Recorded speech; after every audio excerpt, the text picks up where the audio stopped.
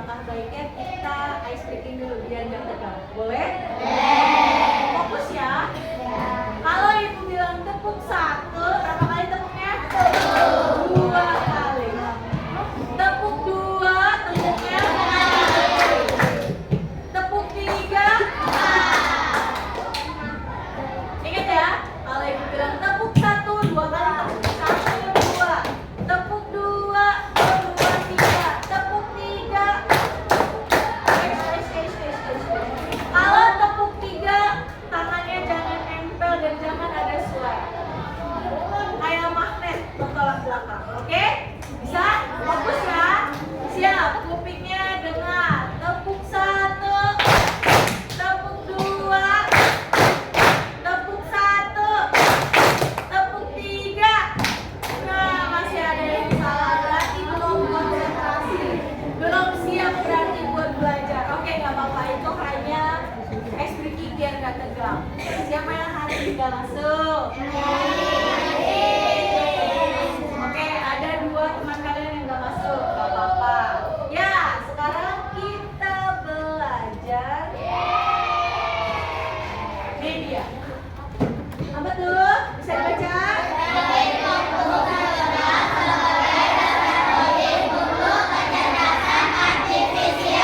Oke, berpikir komputasional sebagai dasar coding untuk kecerdasan artifisial. Ada yang tahu nggak apa itu kecerdasan artifisial? Nggak, Bu? Pernah dengar nama ini? Pernah? Benar pernah dengar? Ada yang pernah dengar AI? Kalau AI, iya, AI sama kecerdasan artifisial itu sama. Tahu kepanjangan dari AI? A-nya adalah artificial, I-nya intelligence atau kecerdasan. Jadi artificial intelligence sama dengan kecerdasan artifisial. Berarti kamu sudah setiap hari nih menggunakan AI tanpa kamu sadari. Jangan AI bahasanya, tapi KA. Kalau AI mau untuk orang Inggris, kita mau orang Indonesia bilangnya KA. Oke? Nah, belajar hari ini tujuannya kamu diharapkan dapat menganalisis masalah dan membuat langkah-langkah logis untuk menyelesaikannya. Tujuan yang kedua, kamu mampu mengembangkan kemampuan pemecahan masalah secara logis dan kreatif melalui pembelajaran coding dan KA. Yang ketiga, kamu mampu berpikir kritis dan menganalisis serta mengevaluasi solusi digital. Biar kamu tahu dulu konsep berpikir komputasional. Berpikir komputasional berarti peserta didik memiliki kemampuan berpikir yang dapat menyelesaikan masalah ataupun persoalan sehari-hari dengan menggunakan teknik ilmu komputer. Jadi kamu di sini belajar untuk melakukan cara berpikir seperti komputer. Gimana caranya, Bu? Nanti. Oke? Dengan demikian, berpikir komputasional merupakan kemampuan menyusun solusi masalah secara logis dan sistematis sehingga dapat diproses oleh manusia maupun komputer. Nih, berpikir komputasional abad 21. Sekarang udah abad 21 kan? Ada 4. Yang pertama, apa? Critical thinking atau berpikir kritis. Yang kedua, creativity atau kreativitas. Yang ketiga, komunikasi. Dan yang keempat, kolaborasi. Ya, keempat konsep itu merupakan kebutuhan di abad 21. Kenapa, Bu?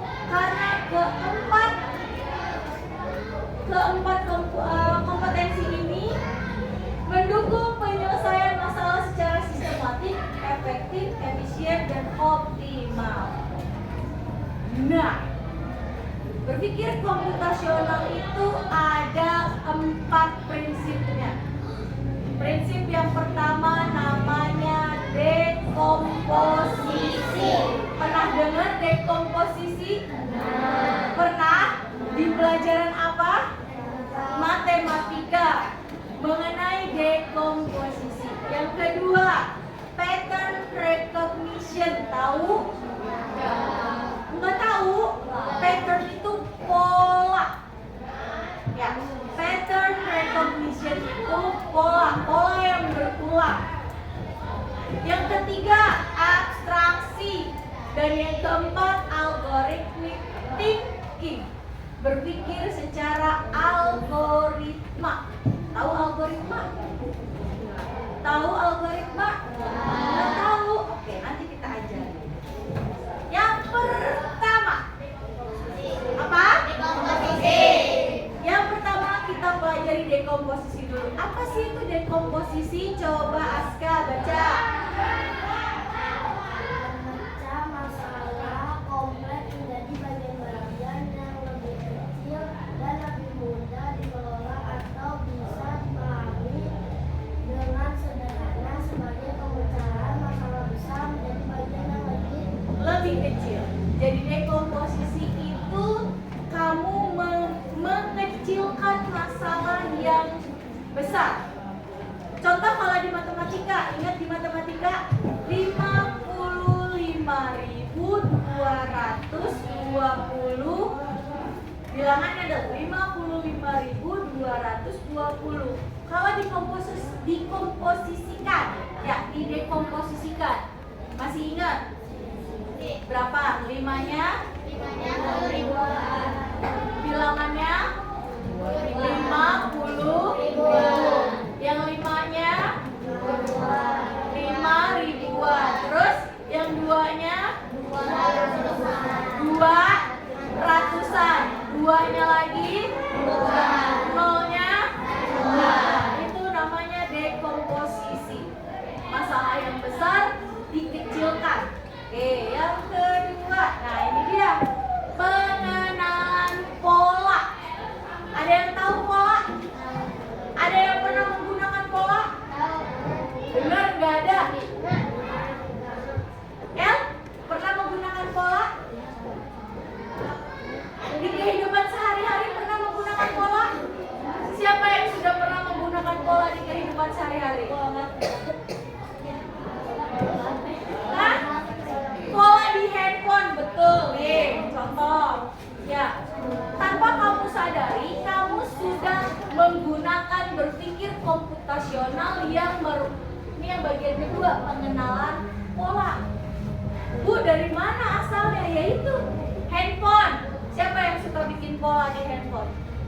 Nah, hampir semua kan sama. Itu namanya pengenalan pola. Berarti kamu sudah menggunakan pola secara tidak langsung. Kamu sudah menggunakan kecerdasan artifisial secara tidak langsung. Oke? Nah, lihat, pengenalan pola berarti mengidentifikasi kesamaan atau pola dalam berbagai permasalahan untuk menemukan solusi yang dapat diterapkan kembali. Atau dengan kata lain, menemukan pola yang bisa digunakan kembali. Misalnya nih, kamu mau bikin pola handphone. Pertama, bentuknya kayak meja. Terus mejanya terbalik begini. Terus besoknya diganti lagi, bikin polanya yang ngejengkang mejanya gitu, terbalik. Tapi polanya tetap sama. Dan pola itu bisa terus digunakan. Oke, yang ketiga, abstraksi. Apa itu abstraksi? Abstraksi adalah menyaring informasi yang tidak relevan dan hanya mengambil bagian yang penting untuk menyelesaikan masalah. Dengan kata lain, hanya terfokus pada informasi pentingnya aja. Jadi informasi yang lain nggak perlu kamu pikirin, nggak perlu kamu cari tahu. Contoh, ketika kamu mengayuh sepeda, pernah ngayuh sepeda? Oke, pernah kan? Nah, kalau kamu mengayuh sepeda, fokusnya kamu hanya bagaimana caranya si pedalnya, goesannya itu bisa jalan, bisa maju mundur gitu kan? Nah, kamu nggak usah mikirin ini si goesannya ini bautnya ada berapa biji ya, terus apalagi rangkaiannya apa aja ya, itu si injekannya itu apa aja ya, nggak perlu kamu pikirin, nggak usah pusing-pusing kamu cari tahu seperti apa bautnya ada berapa ini itunya, nggak usah. Yang kamu harus fokuskan hanya bagaimana caranya mengayuh sepeda supaya sepeda itu bisa jalan. Caranya yang pertama udah jelas tahu kan, kakinya dulu nih, yang mana yang duluan, biasanya kanan kan, kanan dulu kamu kayuh ke depan, kaki kiri mau nggak mau itu ke atas. Ketika kaki kanan ke bawah, kaki kirinya pasti di atas. Biar nggak jatuh gimana caranya ya, jaga keseimbangan. Jadi fokus kamu hanya bagaimana cara sepeda itu bisa jalan. Ini nggak usah cari tahu itu gearnya ada berapa, itu bautnya dari apa dibuatnya, nggak perlu pusing-pusing. Oke? Nah, yang terakhir ini yang akan kita pelajari, algorithmic thinking atau berpikir algoritma. Apa itu berpikir algoritma? Berpikir algoritma adalah menyusun langkah-langkah, instruksi atau prosedur yang sistematis untuk menyelesaikan suatu masalah tertentu. Contoh, ada yang pernah bikin kopi? Pernah? Tahu susunannya apa dulu? Apa yang pertama kalinya?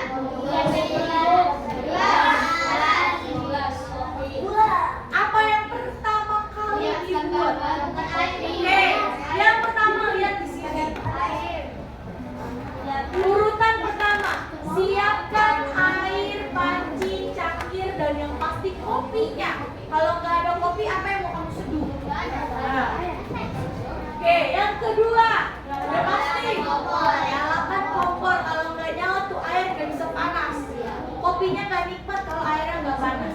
3, masukkan air ke dalam panci. Udah jelas.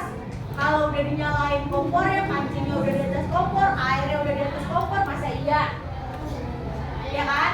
Yang keempat, rebus air hingga mendidih. Kalau udah mendidih diapain? Masukkan kopi ke dalam. Ya, airnya udah mendidih. Biasanya kalau kita nih terbalik ya, air dulu, terus kopinya udah disiapin di cangkir, ya kan? Air mateng, tuang, aduk kopinya jadi. Nah ini sama, masukkan air mendidih di dalam cangkir yang sudah ada kopinya, terus aduk kopi hingga merata. Yang terakhir, secangkir kopi siap untuk disajikan. Ya, itu dia. Sekarang kita akan belajar ini tentang algoritma. Tapi lihat dulu manfaat berpikir komputasional dalam kehidupan sehari-hari. Yang pertama, dapat memecahkan masalah secara terstruktur. Ya, masalah sekompleks apapun pasti bisa dipecahkan secara terstruktur. Kalau terstruktur, sistematis. Jadi berurut diselesaikannya. Nggak bisa masalahnya yang ini, yang diselesaikannya yang ini. Jangan. Kalau ada masalahnya di sini, selesaikan dulu masalah yang ini. Yang kedua, peningkatan pemikiran logis dan lebih kreatif. Udah jelas. Kalau kamu sudah paham tentang berpikir komputasional, kamu akan bisa berpikir secara logis dan lebih kreatif. Ketiga, kemampuan untuk dapat mengidentifikasi pola. Ya, kamu sudah bisa kan mengidentifikasi pola? Bisa Bu, gampang. Cuma bikin pola-pola buat cemen. Keempat, efisiensi dalam perencanaan dan pengelolaan waktu serta sumber daya. Yang terakhir, penemuan solusi inovatif melalui abstraksi dan algoritma untuk tantangan sehari-hari. Nah, kesimpulannya, suatu pendekatan sistematis dan logis untuk memecahkan masalah dengan menerapkan prinsip ilmu komputer seperti dekomposisi, pengenalan pola, abstraksi, dan algoritma untuk menemukan solusi yang lebih efisien, efektif, dan inovatif di berbagai bidang kehidupan, bukan hanya dalam pemrograman. Thank you. Sampai sini ada yang mau bertanya? Nah, sebelum masuk ke tugas dari saya, ada LKP Apa yang harus kamu selesaikan? Coba. Ada yang berani maju? Ada yang berani maju? Nih adalah salah satu contoh kamu berpikir algoritma. Ya, berpikir algoritma. Tadi apa berpikir algoritma?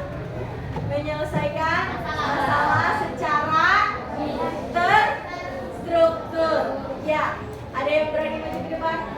L, maju. Silakan diselesaikan.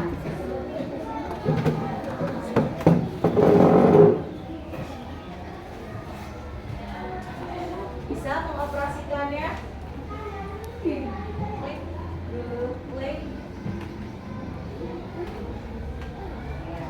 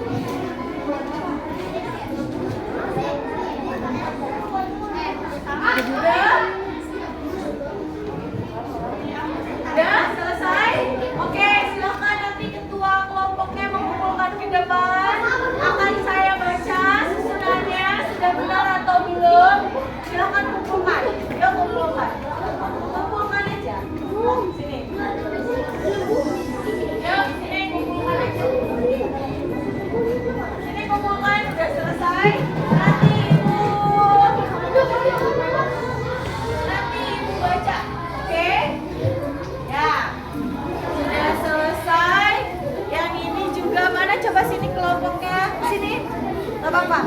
Oke. Ya, yang ini terakhir. Sini kelompoknya cepet. Dah, cukup.